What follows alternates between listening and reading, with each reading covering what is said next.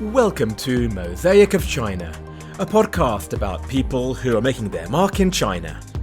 I'm your host, Oscar Fuchs. It's been a few weeks since I released anything, so I thought I would check in with you to say hi. I'm still here in Shanghai, but for some reason I still haven't got myself caught up on editing the remaining episodes of Season 3. I don't quite know why that is, actually.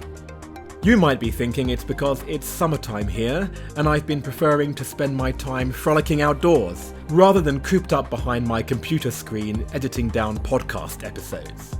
But that's not it. For a start, summer in Shanghai is oppressively hot, and this year feels worse than usual. So you'd be an idiot to spend any extra time outdoors right now, except for strictly getting from A to B. And in any case, I'm the kind of person who likes staying indoors, spending hours behind my computer screen. That's half the reason I enjoy this project. And I have been doing that, in fact. I've been keeping myself busy with work and with a bunch of personal projects, but I somehow haven't made the time to sit down and edit any new episodes. I can't explain it, that's just how I've been feeling these past few weeks. Maybe it is the heat. It's making it difficult to do anything except the bare minimum. Is that just me, or does anyone else feel the same way? Anyway, while I've been in this frame of mind, I got a little note from someone the other day saying that he was finally back in Shanghai after being away for 4 years. And that person was the Swedish clown Björn DAHLMAN. Meeting up with Björn again in person after all these years reminded me that for all the frustrations that those of us in China have experienced, it hasn't been easy for anyone around the world, least of all those who wanted to be in China but couldn't step foot here until now. And since Björn gave me a nice boost of energy, I thought I would do the same for you by re-releasing his original full episode that we recorded almost 3 years ago. I hope you enjoy it, and I hope you're doing okay. I haven't forgotten about you, so please ping me a message on WeChat or whatever social media platform you can find me on. But for now, I will leave you in the company of Björn. What is your coronavirus story? No, my story is I can't go back to China. I mean, I've been based in Shanghai since 2014. But what I do is I work internationally, so sometimes I go to India, London, Sweden, of course, to do tours. And I just happened to be on a tour going first Sweden and then India when this outbreak came. So I was supposed to be back in China in March 2020 after the tour, and I'm still not there. So it's so weird. It's like my life keeps happening in China. You know, I had to direct this thing I was planned to direct this summer online. So it's just weird. And where are you now in that case? I am in my hometown in Sweden. It's called Uppsala. It's the fourth biggest city of Sweden. In Sweden, we officially call this a big city. We have 4 big cities. Uppsala is one. It's a joke because the metro station in Jing'an, where I usually take the metro, has more travelers per day than we have citizens in this hometown. We have like 200,000. We're very close to Stockholm, so we have this minority complex going on, which you can feel it when you do art, when you start companies, everybody talking about it like, you shouldn't think you're someone special. Oh, you're from here. Why didn't you make it in Stockholm if you're that good? It's very interesting. It's a horrible city to do theater in, and I guess that's why I want to do it. You like the challenge? I think I do, yeah. That's really funny. And Sweden was interesting because of the way it treated coronavirus. Oh, yes. What was your experience of that in Sweden? Well, it's been tiring. Why do we do this? Why is there no law that we have to carry masks? Why are the schools still open? So there's a huge and very, very tiring debate going on in the media, on social medias. You can't meet anyone without this debate going on. And all of a sudden, everybody in Sweden is a pandemic professor expert. Well, I'm so glad that you have kept your sense of humor. But that's maybe exactly what Sweden and the world needs right now. And I think it's a good segue into what we'll be talking about today. So let me jump straight into the introduction. Thank you so much, Björn. You are a professional clown, is that right? Yes, that is right.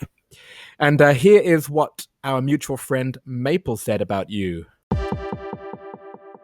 His name is Björn. He's from Sweden. I met him on comedy. He's a very funny clown.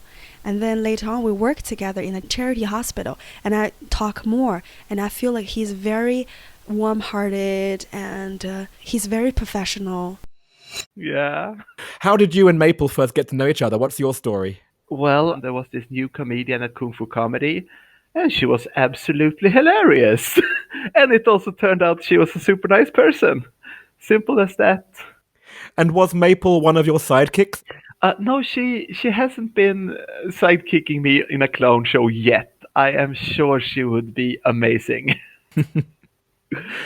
So I am guessing what object you have brought today that in some way exemplifies your life here in China. But why don't you explain what you've brought?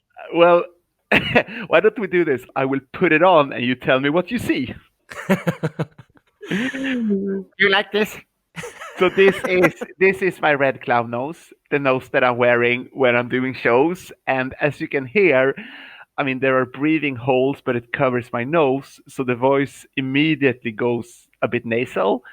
And then when you're in a schoolyard in China, there are 400 kids screaming, and you have to emphasize, make your voice stronger. What you do is you make it even more nasal, and then you end up here. And this is very interesting because there's a voice technique called twanging. This is what babies do because babies can scream mom, mom, mom for an hour without getting hurt. And they actually use the same technique. So this is my clown voice, and it actually comes from the nose. And I will take it off now because I think we will scare listeners away. I just did a tour because in Sweden, kindergartens kept open, right? And we were allowed to do shows for about 10 kids. Well, you mentioned that you are in Sweden. You are one of the people in this series that I am interviewing remotely, which is a shame, but I'm very grateful that we could still do this. Whereabouts in Sweden are you right now? I'm in my hometown. It's called Uppsala. It's the fourth biggest city of Sweden. I came to consider it a very, very small town. It's a different life to what you normally would have been used to in Shanghai. I hope that you can come back as soon as possible. How long have you actually lived in Shanghai? So I've considered Shanghai my base since 2014 when I started studying Chinese at the Shanghai Theatre Academy. And then I've been, student visas, business visas. I finally got my working visa, and now I couldn't even enter with it because of the pandemic. So I have to start the process all over. But I've been, yes, 6 years. But that's not where your China story started, right? You had a connection long before that, didn't you? Yes. So I guess it started with my hippie parents. So I grew up in a house where, they would talk about Taoism. My mother started doing Tai Chi in the late 80s, and then my father started doing Tai Chi. And they were these kind of parents. I remember I was 14 years old and I came home from school and I just feel horrible and I felt so stressed about everything. And my mother gave me this book that's called The Tao of Pooh, as in Winnie the Pooh. And that was my introduction to Taoism, which of course was linked to the Tai Chi they kept talking about. And something just clicked inside of me, and I was like, wow, this is it. From that point, I also picked up Tai Chi Chuan. So I became so interested in Chinese martial arts, watching Jackie Chan movies every day. I wanted to do Kung Fu, but my father said that's too violent. You can't do it.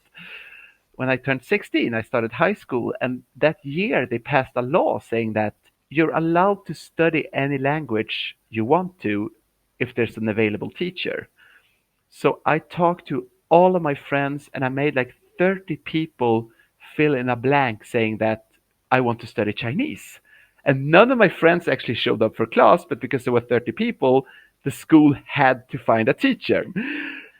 And 1999, I was 17 years old. I went to a language trip to Beijing.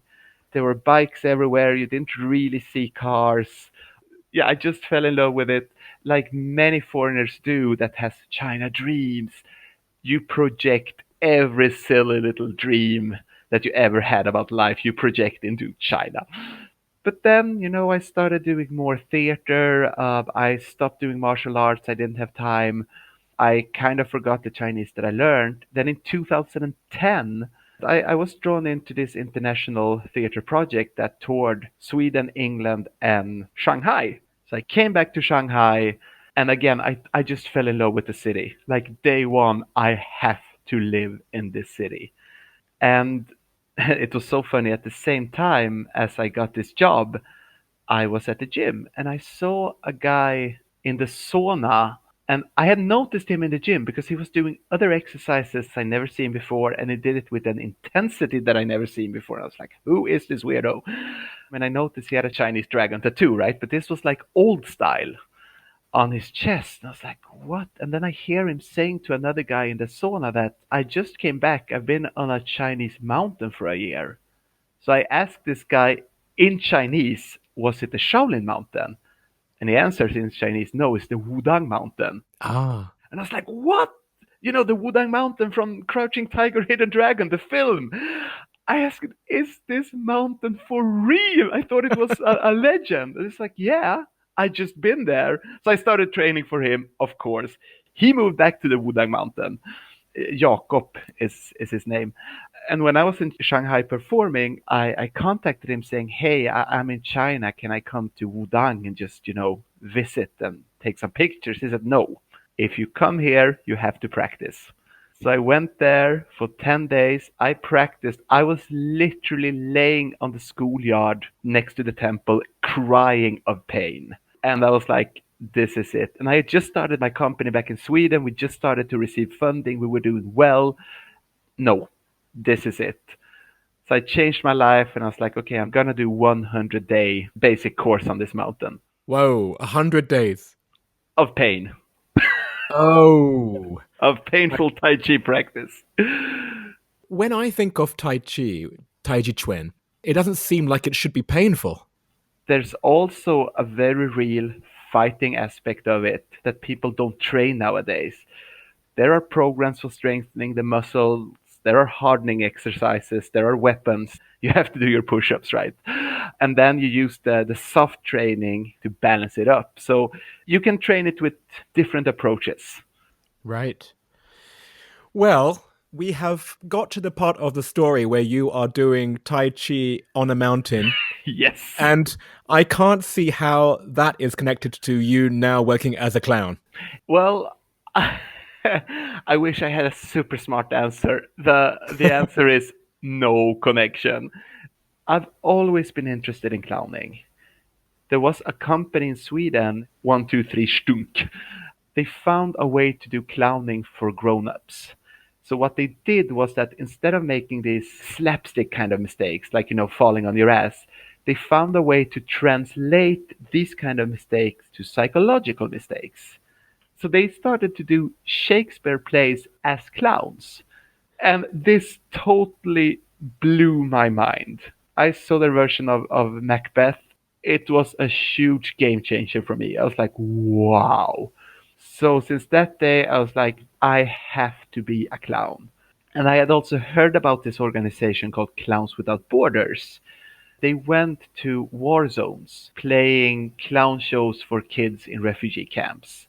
And then nowadays they go to all kind of underprivileged children in crisis, as to say.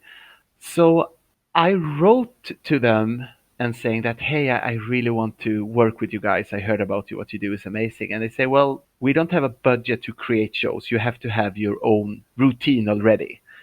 And I was like, well, I never did clowning. I never studied clowning. But then in 2012, I worked with a guy, an Indian actor named Rupesh Tillu. So he was working with Clowns Without Borders. I directed him. We did a clown play about environmental refugees.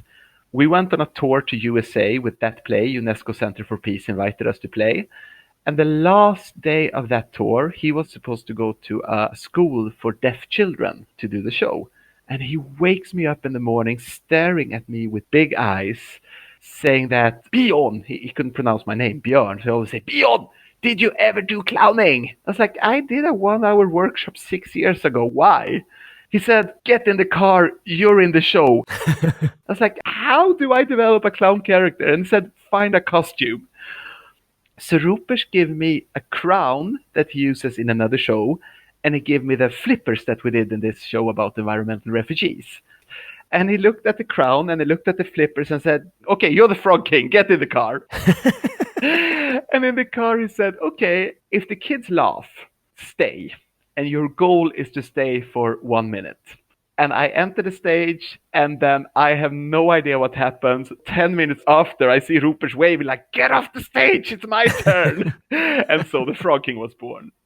That actually is your character now. Oh, totally. I did more than 400 shows with the Frog King.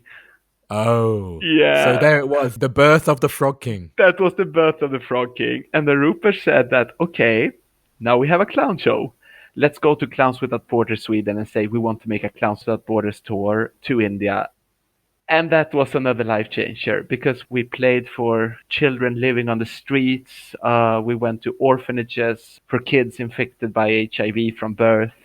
And we also went to the red light districts where women who were trafficked as children are being locked into brothels, and their kids, they hide under their mothers' beds when the mothers have customers. And we perform for these kids, and the way those kids laugh when we perform, I never heard anything like that. Wow. I am not a religious person, but seeing those kids laugh, that's the only religion I need. I don't understand how there can still be happiness and hope and laughter in them. We kept doing this project year after year. We went back to these kids. Second year, they were laughing as much. Third year, they said, we want our mothers to see the show. Because there were kids there who never in their entire lives seen their mothers laugh. They fell off their chairs laughing. Mm. Rupert moved back to India and he trained Indian actors in the art of clowning. Some of these kids wanted to learn this. So these kids now study clowning and they did their own shows, which was amazing. And they've been touring Europe. Imagine you grow up locked into a basement in a brothel and then you tour Europe doing clown versions of Indian folk tales. It's completely amazing. So, of course, this gave me some new perspectives on what art can do and what clowning can do. Then I came to Shanghai in 2014. I'm gonna be at the Shanghai Theatre Academy to study Chinese. And at the school, there was this Swedish lady who was at the moment doing a PhD in directing. Her name is Maja-Stina Johansson, Maja Lauscher.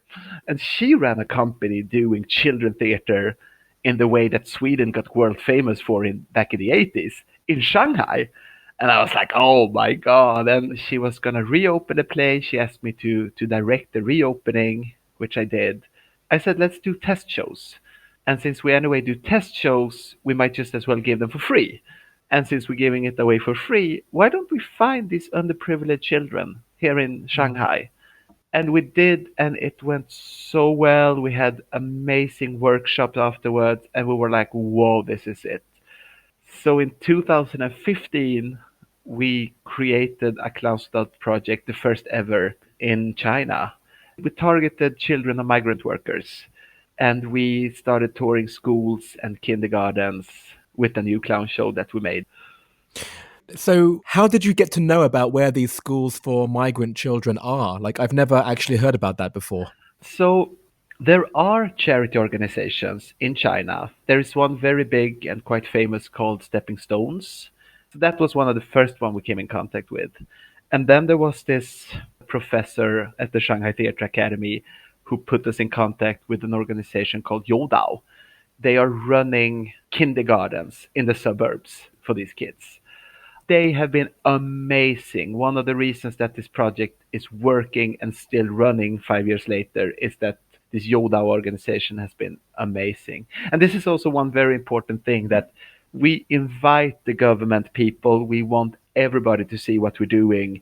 We want everybody to know this. And nowadays it is the Frog King going around, and I involve Chinese actors. I train them in my workshops, and then they go with me as my sidekicks. I let them learn the way I learned. I say, okay, get on the stage, stay for a minute, then I'll take over, and then we just build and build around it. Wow. So, which is your favorite? Do you like the big productions or do you like the very simple Frog King with the flippers production? The thing with Frog King is that it's totally based on audience interaction. Nowadays, I'm mostly touring with a Chinese actor named Bian. I am the Frog King, he's the Todd Emperor. The whole concept is that the audience should feel that it's their show. They are the most important people in the world. So I keep eye contact with them all the time. And depending on their reaction, I change the show. If they think something is really funny, I do it again and I develop that. And say that the kids really appreciate that we're angry with each other, then this is a show where we're constantly angry with each other. It's not fake, it is actually the audience's experience that is in the center. In that case, do you see a difference between, let's say, when you're doing the Frog King in India with that particular audience versus a Chinese audience? When it comes to the children, not at all, because children understands it. But the grown-ups, I mean, India has a very, very rich theater tradition, a lot of variety, all that. In India, they kind of accept this with an open mind. But in China, you have this, well, first you have this concept of biaoyan, right? Performance here is always someone is showing a skill, and then it's up to the audience to judge it. So just this talking to the audience, you can see that grown-ups are like, what is going on here? And then also like when we go to schools in China, the first thing they ask me is, what are you going to teach the children? And I say to these teachers, nothing. I just want them to be happy. And they say, why? But then I do the show and they come up afterwards and they say, oh, the kids were laughing. I say, I know. No, but they were so happy. I say, I know. Everything, it has to serve a purpose. And when I say, no, I'm not interested in that, that is a huge cultural barrier. Wow. Well, we've come across something interesting, which is the deeper philosophy behind the clowning. And have you just said what it is? Like, is it simply to make people laugh and that's it? Or is there something more to it? Well, I'm the kind of person who likes to think there's always something more to it. Okay, I'm gonna go pretentious. I'm gonna quote Tao Te Ching, this old Taoist text. It goes on and on about how special and amazing and fantastic the Tao is. And it says, the most stupid people would just laugh at Tao. But then again, if you couldn't laugh at Tao, it wouldn't be Tao. And I think the complexity is in the simplicity. It's the same thing with clowning. Yeah. I think the key word is here and now. Because if we meet in laughter, then that is the only thing that exists right now. You can't feel angry when you're laughing. You can't feel sad the very moment you're laughing. And as simple as it sounds, that is the key. And you can connect a whole life philosophy around that. I would say it's about dignity. My recent trip was to Nigeria. We were playing for former child soldiers, 20-year-old guys who, from the age of 9, 10, were forced to be soldiers and then they were liberated, put into prison. You don't want to know what these guys have been through or what they have done to other people. But at the very moment you look in their eyes, you make them laugh and you share the joy. There is no history. There is only this sacred room where we are who we are deep inside. Same thing, now Sweden is welcoming a lot of refugees from Syria. I've been to Lesbos, I've been to this refugee camp. But the moment you share a laughter with these kids, we would gather like 200 kids just out in the fields playing for them. Kids were coming, they were carrying their younger brothers and sisters in their arms. And those parents who came there, I saw mothers starting to dance and sing in the show because they got so happy to see their kids laugh again. And in that moment, there is no difference. We're only human. I mean, these experiences are the closest I ever came to religious experience. And they were literally triggered by me falling on my ass. I mean, how beautiful can life get? Yeah. Well, we've talked about the aspects that are positive with clowning. I've got to mention the negative aspects, which is all the more prevalent these days, right? I mean, when you think about clowns these days, yes, you think about the classic clown, but then you also think about the evil clown, especially Yes. with, Stephen King's It. So the guy playing the clown, Billy Skarsgård, he's a Swedish actor. Oh, God, of course. We had the same clown teacher. Really? We had the same clown teacher in Theatre Academy.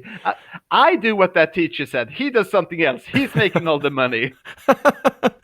Damn it, where did your life go wrong? Come on, Björn. Yes.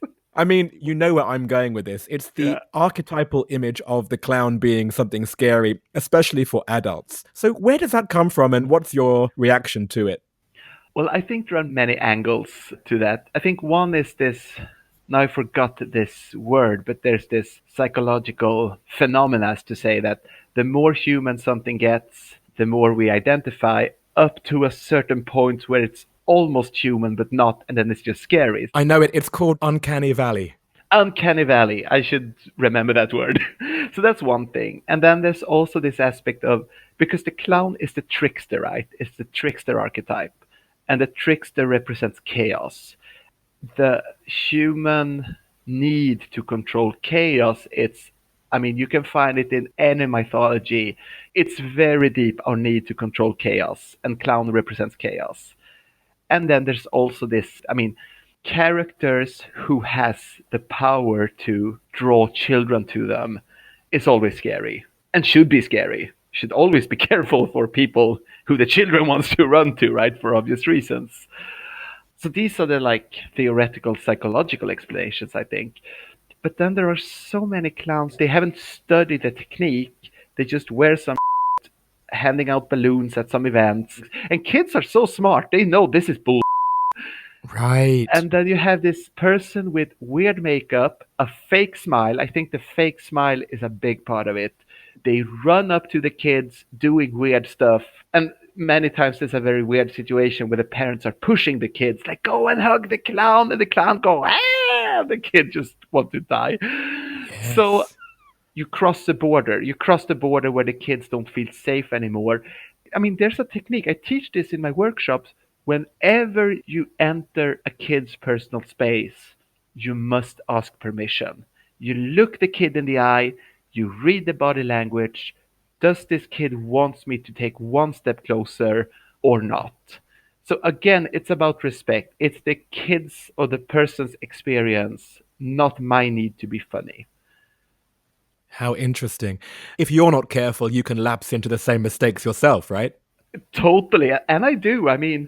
I told you I did more than 400 shows. Every single shows, there are moments where they're just not laughing. And then you learn, after a while, you learn that it's like stand-up. Okay, you move on, you do something else. Maybe you have a couple of safeguards in your back pocket that will always work. But it's all about listening. Yes. And then let's go back to China. If you talk about the traditions of clowning, is there any equivalent at all in Chinese history? Well, yes and no. The Beijing Opera has the clown tradition. They have the Xiao Chou, the little ugly, literally, which has the white face. And I know people explain to me that there's the warrior clown, which is doing all the acrobatics and stuff, and something called the cultural clown, Wen Chou. I haven't really seen it and I haven't really understood it, but it's more like word-based joke. Please correct me if I'm wrong. But it's believed to be a bad character. It's a character doing wrong, doing bad things, making a mess. And this is very difficult because when I'm in China and I say, oh, I'm a Xiao Chou, the association is not a funny guy who makes kids laugh. The association is a villain. So we're struggling with this, all of us who are working with this. We're like, should we come up with a new name? Should we call it mime artist? Because people love Charlie Chaplin. And yeah, we're working on it. Then there's this other very interesting parallel. I also started teaching clowning in China. And it's been amazing because I really want to teach the philosophy of it. And the philosophy is basically celebrate your mistake.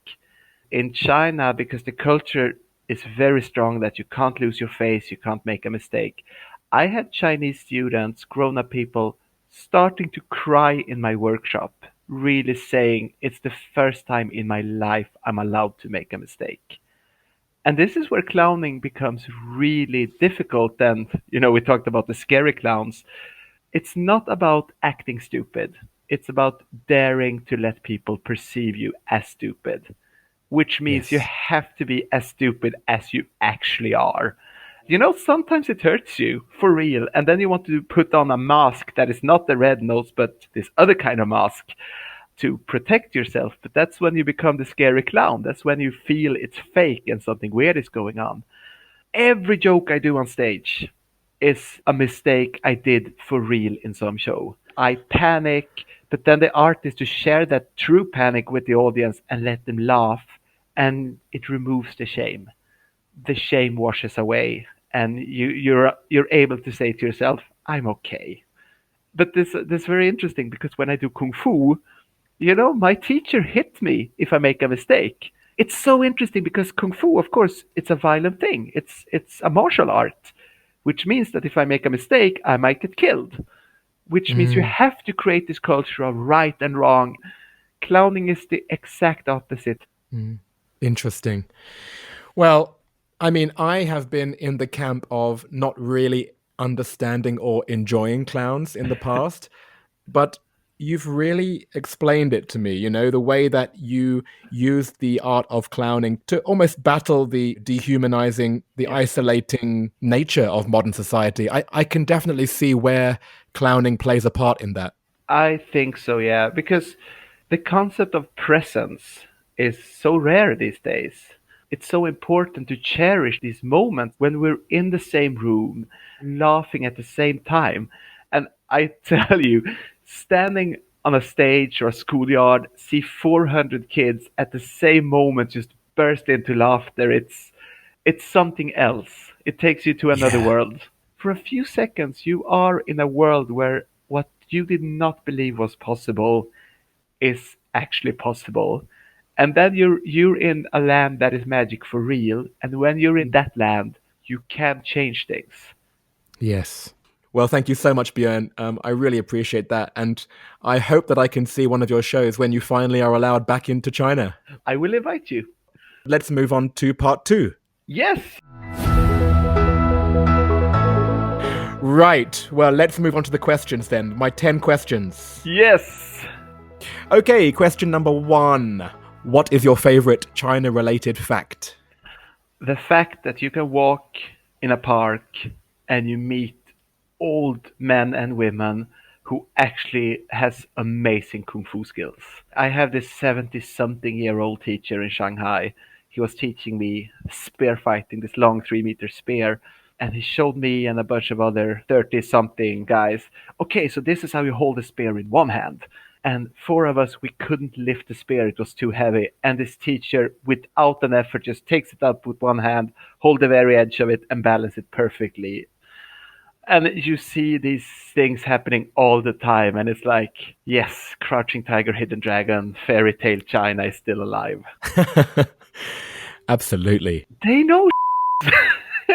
Yeah. They know. Do you have a favorite word or phrase in Chinese? Tai hao la, too good. Tai is the same word as in Tai Chi, meaning too much. It refers to this whole Taoist theory of yin and yang. When something becomes too much of one thing, it turns into its opposite. So Tai would be the black dot in the white field of the yin and yang symbol. And you see these things all the time. I very much like this expression. It has this aspect of a very everyday speaking, but there's also this very, very deep philosophical meaning of it. Like you feel the depth. What is your favorite destination within China? My heart will always be on Wudang Mountains, but what I heard is that they did what they did in Shaolin Mountain. They banned all the schools on the mountains and they built a village below, which is, yeah. Okay, well, this is a funny question. So, the question I normally ask next is if you left China, what would you miss the most and what would you miss the least? But what was the reality of the situation? What have you missed the most and what Well, haven't it's you? so funny because I don't feel that I left China. I am totally still in China. Well, I miss my friends. I miss the people. Yeah. And what about the things that you didn't miss? Like, what would you miss the least? Oh, the silence of Sweden. I love it. I Ah, am very sensitive to sounds. Cars honking, drilling, people screaming, crowded restaurants. That's the one thing. I feel it in my body. There's a higher level of tension when all this noise is going on. yeah. I was asking you to find a quiet place in your part of the world. And I was like, yeah, well, what room should I pick? And Yeah, and I'm sure that any noise in the background we heard in this recording would have come from outside of my window, not yours. Is there anything that still surprises you about life in China? every day. So I do Kung Fu in People's Park, and I just remember going to the public bathroom there, and they put a face scanner. You have to scan your face to get your toilet paper. I understand the logics of it because I hear people just take toilet paper and they bring back home to save money, and Oh, but it's so bizarre. It's so many steps that's like, could this have been done in another way? No, they put face scanner for toilet paper. Does this machine calculate how much paper I need? Because it see my chubby Western face and it gives me a lot. Like every country has their way of craziness. yeah. You've reached my level of humor now talking about toilets, so I'm Yeah, happy. that's good. That's where I feel comfortable as well. Where is your favorite place to go out to eat or drink or just hang out? Well, I love going to new restaurants, and every time I find a small little restaurant that becomes my favorite, every time I go out from Shanghai and I come back, that restaurant has closed down. Yeah. Can you think of one particular one? I had a period when I was totally into Xinjiang food, and there was this one small little Xinjiang restaurant. Oh, and there was this other one. It was called Seahorse Sushi that had grilled eel sushi. Oh my, it was amazing. And they made their homemade spicy mayo sauce. It was, I think, 2017 or 18 it disappeared. I don't remember. Wow. What is the best or worst purchase you have made in China? If you want to buy magic tricks in Sweden, like I have this wand that it's so tiny you can hide it in your hand and then it becomes 2 meters.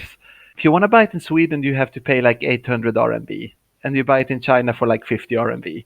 Mm. So, and I didn't know any magic when I started doing the magic show. So I bought things, what goes with the character, like what can I do? Now I try to make a flower go big. I say, go big, bam, and the wand goes big. And I look at the flower, getting angry with the flower, and the kid goes banana, screaming, look at the wand, look at the wand. I say, yeah, the wand is big, whatever, the flower. Oh my God, the wand is big. I could never do that in Sweden because it would cost me 30,000, which I very much don't have. But this show happened in China because I had 2 suitcases filled of magic gadgets that I was just playing around with. Yeah. What is your favorite WeChat sticker? It's a pink dragon hugging a girl, and it's a story to it. In 2015, I met this Chinese girl on what was then called China Love Cupid, I think. This was before the Tinder era.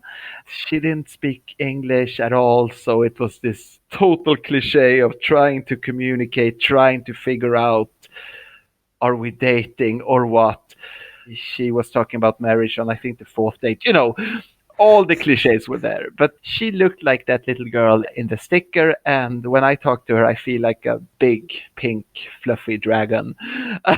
So to me, that series of dragon and little girl sticker became our little story. So it's a sticker attached to memories more than anything else. Beautiful. Thank you. Yeah, it was beautiful. How long did it last in the end? I don't know if it even started, but we're still in touch though as friends. It's no Nice. drama. Just I wish I could speak Chinese. Well, it's chicken and egg, Once you have a Chinese girlfriend, that's when the language comes to you, right? Yeah, and that's what the Chinese teacher said at the school. Okay, step number 1, find girlfriend. Step number 2, here's your textbook. What is your go-to song to sing at KTV?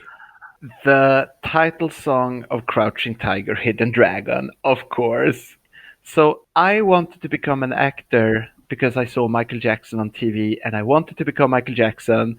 And too late, I realized that if you want to be a singer, you need to hit tones, which I was never really interested in. Um, so I became an actor. That was as close as I could get. But that also means when I was in high school, I wanted to be in all these musicals that they put up in that high school. And since I couldn't sing, I always get to play the drunk guy because then I can drunk sing. So I was Doolittle in My Fair Lady, and I got great parts. I think that's when I started to do comedy. I really love to do the Crouching Tiger song in Chinese because it's so beautiful, and me trying to hit tones, it's a mess. What's it called? Does it have a name in Chinese? Waila I, because of love, or for the sake of love. Brilliant. Okay. I don't actually know that. I'm going to have to find that out. How does it go? Oh, I hate you. 那在我醒来，睡在夜光里，小心月让我想你。It's a girl singing, and yeah, Oh. I'm having fun. The audience is like, oh, bloody hell. Have you ever thought about incorporating it into a show in that case? Oh, that's brilliant. That is so. No, I think Frog King will have to sing this. And finally, what other China-related media or sources of information do you rely on? I try to listen to friends from different places. Like, I have my Chinese friends who rely on what they hear from their friends, and I have my Chinese friends who really try to dig into things. And I have my American friends, my English friends, my Australian friends, my Swedish friends. So I try to hear all the stories and try to not fall into conspiracies, but then also trying to be critical. Yes, I think that's a good way to do it, although you're getting everything secondhand if you do it just that way, right? That's probably very true. But then again, I mean, in a way, it's secondhand in the newspaper as well. But I must say, I'm not that interested in understanding it every day, but rather put this in a 20-year perspective. Well, that answer alone tells me you're turning Chinese because these guys think in centuries. Yeah. Well, it's relaxing in one way. Yeah. I mean, of course, for example, when there are Swedish elections coming up, I do research, but it's actually totally drains my energy. Oh, totally. But on one level, if you live in a society that is based on evidence-based science, you have certain obligations to play by those rules, whatever you think. It's an act of respect. You have to be informed to a certain extent because that is your obligation as a citizen. And then it's up to me when I want to dig deeper. Well, on that note, thank you so much, Björn. We've talked about Tai Chi. We've talked about toads. Thank you so much. Thank you. This was a true pleasure.